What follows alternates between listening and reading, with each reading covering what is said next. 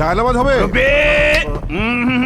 বসান বসান। মুক্তির পর থেকেই তাণ্ডব সিনেমা নিয়ে চলছে নানা তাণ্ডব সামাজিক যোগাযোগ মাধ্যমে। অভিযোগ উঠেছে তাণ্ডব সিনেমায় ইসলামকে অবমাননা করা হয়েছে এবং করা হয়েছে মুসলমানদের ধর্মীয় অনুভূতিতে আঘাত। সেই সাথে তাণ্ডব সিনেমার ওই বিশেষ দৃশ্যটি কেটে ফেলার জন্য ইতিমধ্যে প্রতিবাদের ঝড় উঠেছে।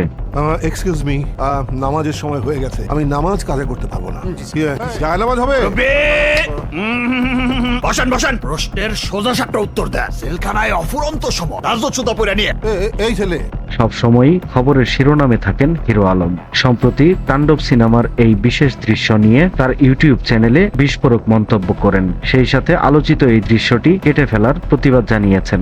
যে আমাদের জন্য সময় যেহেতু দেওয়া হয়নি, এই দৃশ্যটা ফেলে দাও, না হলে আমাদের ইসলামকে অপমান করা হয়। আমরা মুসলমান হিসেবে এটা আমরা মেনে নিতে পারি না। একই সঙ্গে মুসলমানদের ধর্মীয় অনুভূতিতে আঘাত করে এমন দৃশ্য সহ ছবিটির মুক্তি নিয়ে সেন্সর বোর্ডকে প্রশ্নবিদ্ধ করেন হিরো আলম।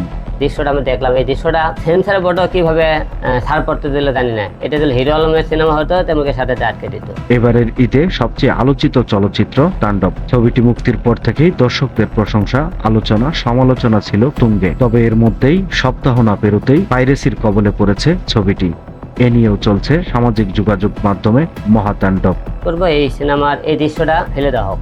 রায়হান রাফি ভাই, আপনি যেহেতু আমি শুনেছি বলে আপনি হাফেজ ছিলেন, আপনি কোরআনের। সময়ের কলম, নিউজ ডেস্ক। লিচুর বাগানে